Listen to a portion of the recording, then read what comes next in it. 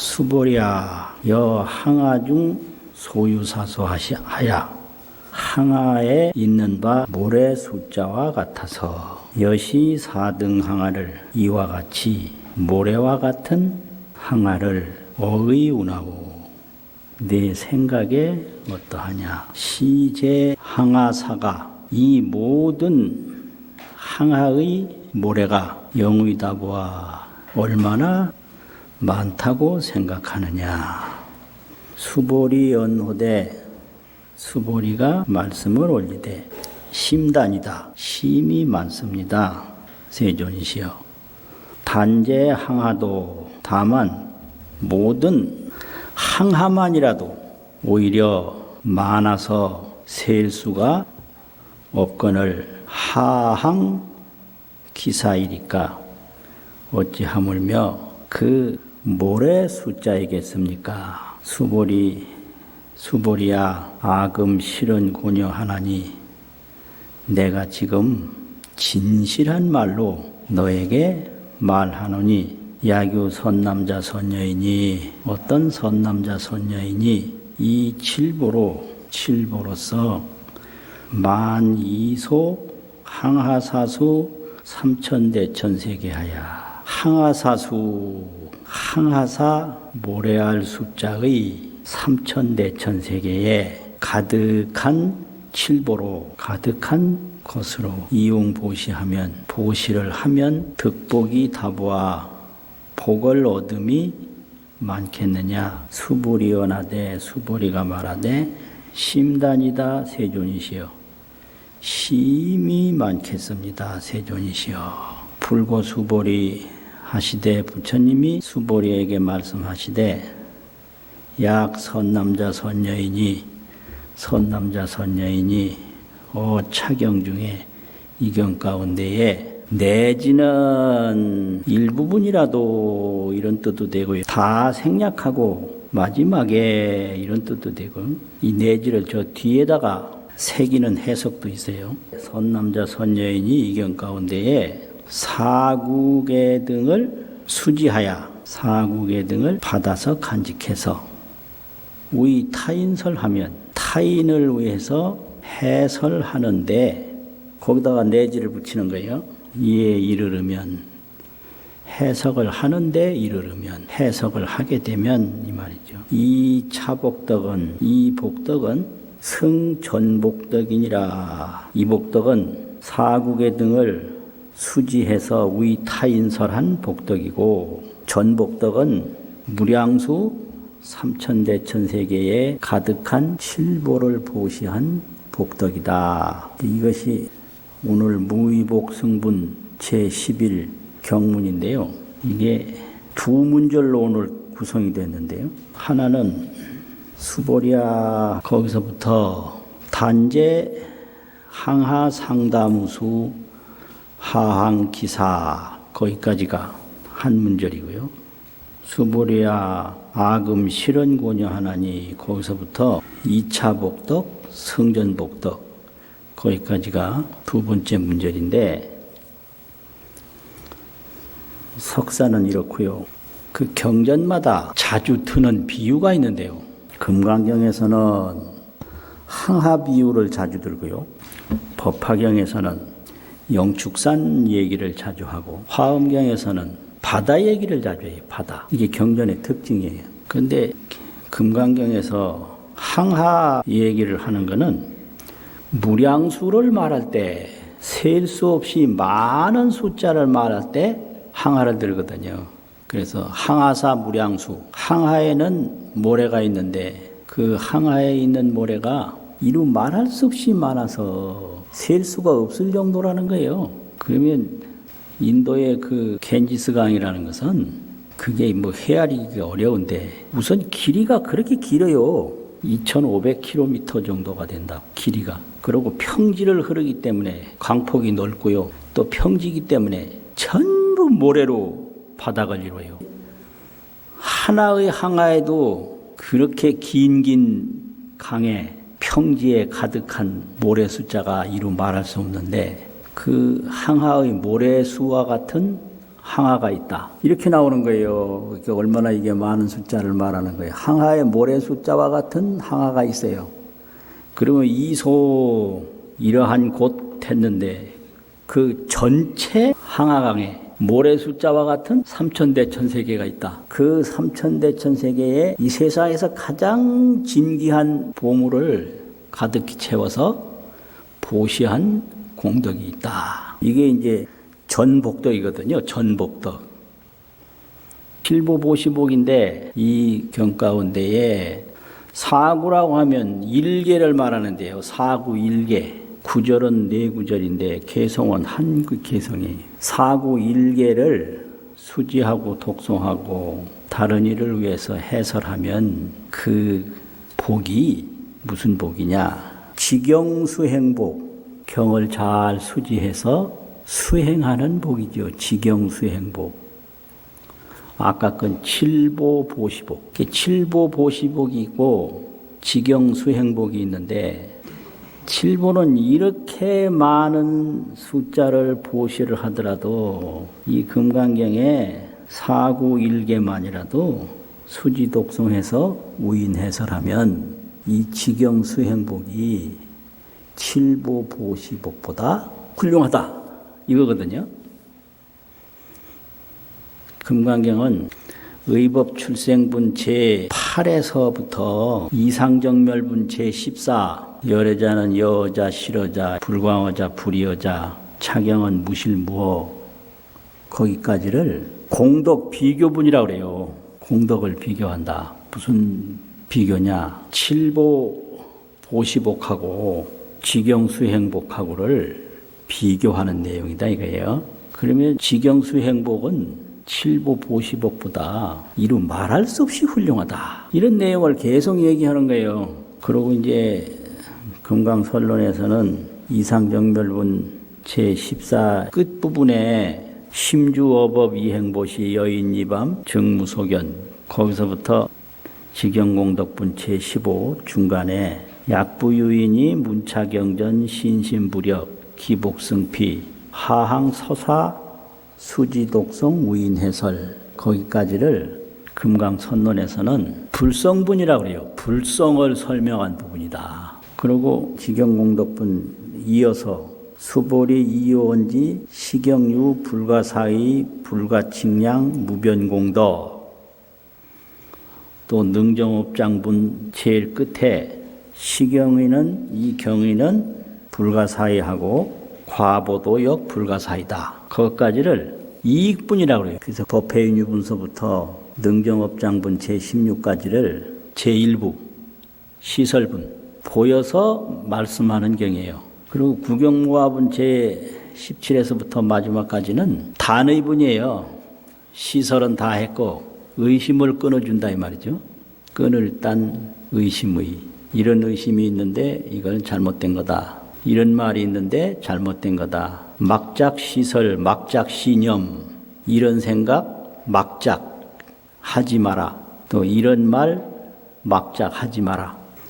그럼 이제 지금 부분은 의법 출생분서부터 계속해서 공덕 비교분인데 공덕 중에는 이제 칠보 보시복 지경 수행복이 있는데 이 칠보 보시복은 아무리 많이 해도 생사, 윤회를 벗어날 수는 없어요. 그래서 그거는 수량복이라고 그래요.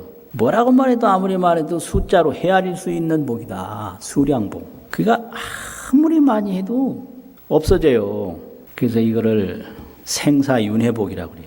왜 그냥 보물이든 뭐든 형상이 있는 것은 인연소생법인데 인연으로 생긴 것인데 인연소생법은 특징이 무성성이에요. 자성이 없어. 여러 가지가 합해져서 됐기 때문에 그 다음에 무상성이에요. 오래 안 가요. 없을 무자 항상 상자. 무상이에요. 그러니까 얻는다고 애먹고 지킨다고 애먹고 없어져서 슬프고 이 모양이요. 이 참 기가 막히지. 뭐 열심히 얻으려고 그러는데 그거 얼마 안 간다고요. 어떤 사람은 이름 하나 얻으려고 죽을 고생해요.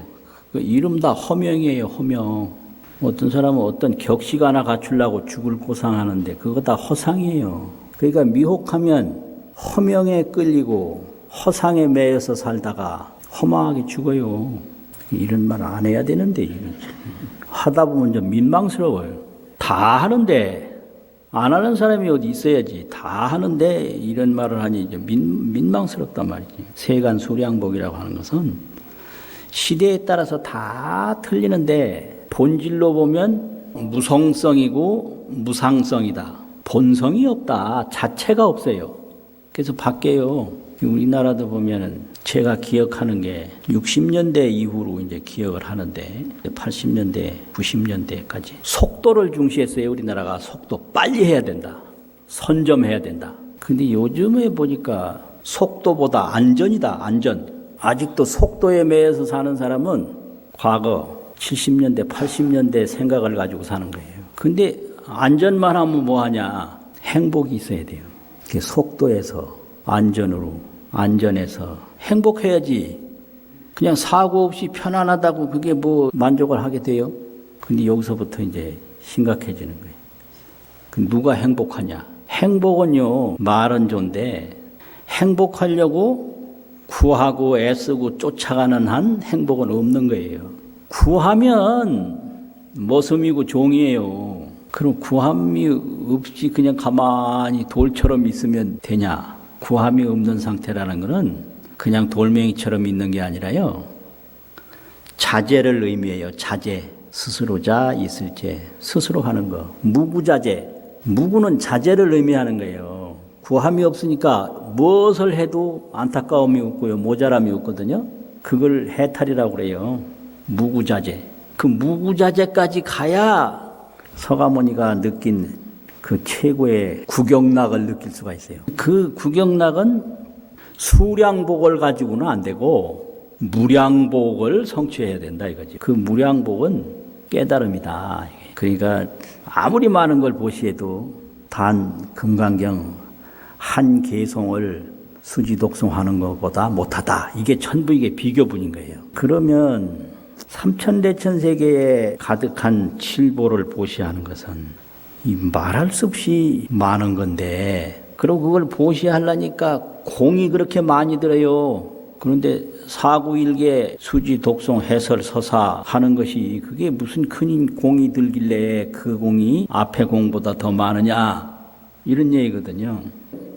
경전을 읽으면 그 경전의 글자와 경전 읽는 소리와 경전 보는 눈과 거기에 있는 게 아니에요. 그걸 경전을 읽음으로 해서 진여불성 대방광명을 깨닫는 거예요. 보는 거예요. 진여불성 대방광명이라 크게 비추는 광명이다. 바로 그 진여불성을 깨닫게 돼요. 화엄경 10지품 제8지에 있는 비유인데 큰 물을 꿈속에 건너가요. 양자강처럼 넓고 8달 댐보다 더 넓은 그런 물을 꿈속에 건너간다고 생각하면 그 얼마나 무섭고 힘들어요. 그런데 막 물에 빠져서 힘들게 건너가다가 꿈을 탁 깰 때 꿈도 없고 물도 없고 다 없어. 단 본래인이다. 오직 그 본래인 본래 자기 하나뿐이다. 꿈하고 물은 없고요. 꿈꾸기 전부터 있던 자기뿐이다. 이런 건 이제 깨달음을 비유로 설명하는 거예요. 인간은 경계가 있고 인식의 대상, 인식이 있는데 이걸 경식이라 그래요. 모든 걸 우리는 보고 사는데 보는 물체가 있으면 반드시 보는 인식이 있어요. 그래서 대상과 인식뿐이에요. 우리가 살아가는 거는. 이거를 어려운 말로 경계와 의식이라고 그러거든요. 이걸 줄여서 경식이라고 그래요. 근데 이제 보통 우리 범부는 보는 대로 쫓아가요.